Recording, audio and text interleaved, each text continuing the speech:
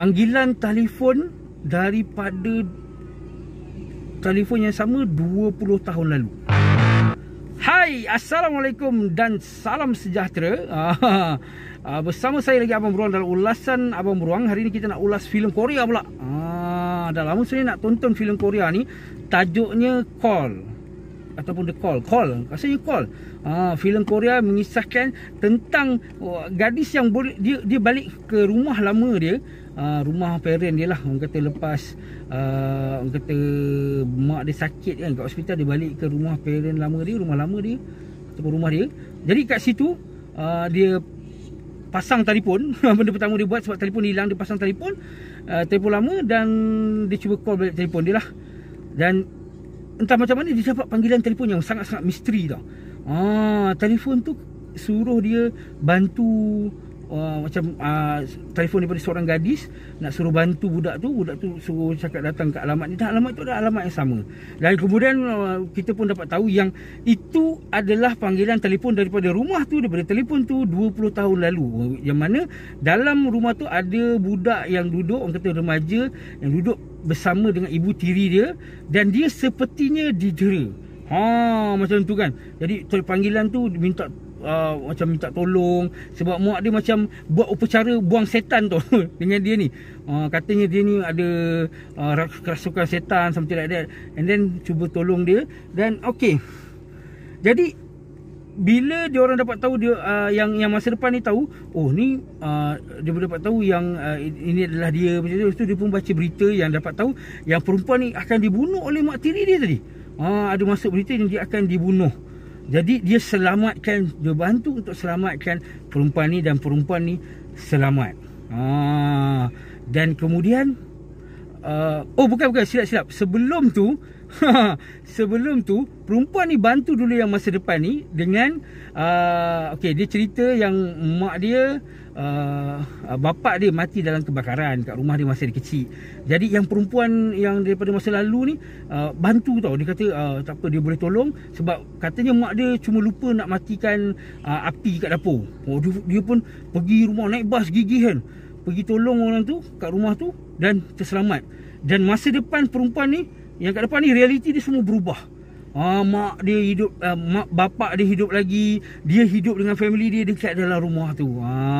Jadi bila dia dapat tahu yang perempuan ni bakal dibunuh, dia pun rasa macam mungkin nak balas budi balik. Dia tolong lah. Dia tolong dan perempuan tu terselamat. Cuma yang dia tak tahu, cerita ni lepas tu dia jadi twist lah. Yang dia tak tahu, perempuan ni memang bukan kerasukan syaitan, tapi dia macam mental sebenarnya. Sebab masa mak dia nak bunuh, mak tiri nak bunuh perempuan ni pun, dia kata dia nampak masa depan perempuan ni ada banyak kematian. Jadi itu yang berlaku. Dan sebabkan dia daripada masa lampau, dia ada kontrol kepada orang ni kat masa depan. Maksudnya apa yang dibuat kat masa lampau ni boleh mengubah realiti masa depan perempuan ni tadi.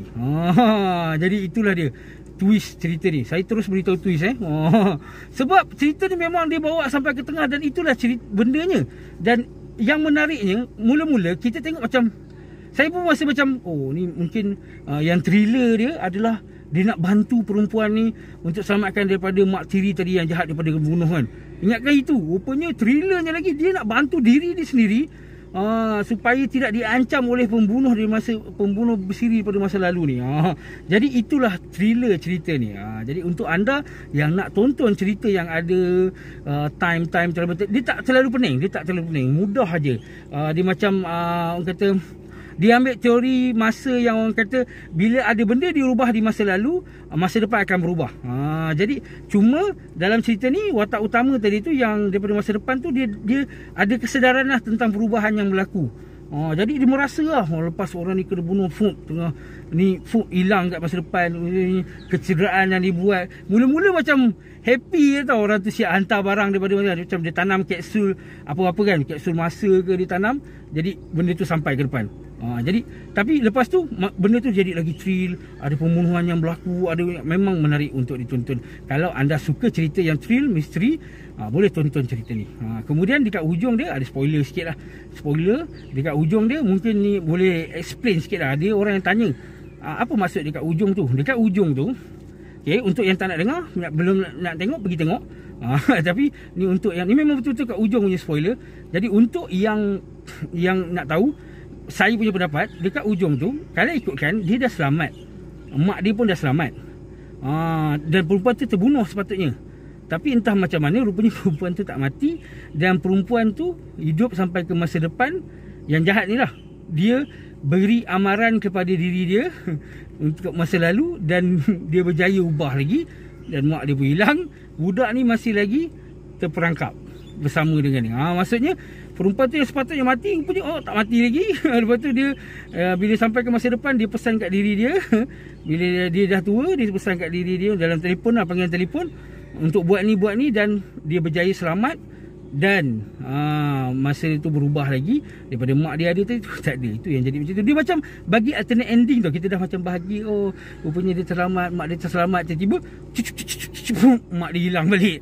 Macam tu, macam ceritanya tak habis. Boleh jadi benda tu berterusan lagi. Itu saja untuk ulasan Call daripada filem Netflix, filem Korea lah, untuk hari ni. Jadi itu saja. Jangan lupa untuk like, subscribe dan komen. Dan terima kasih kerana telah subscribe ulasan Abang Beruang. Assalamualaikum, bye bye.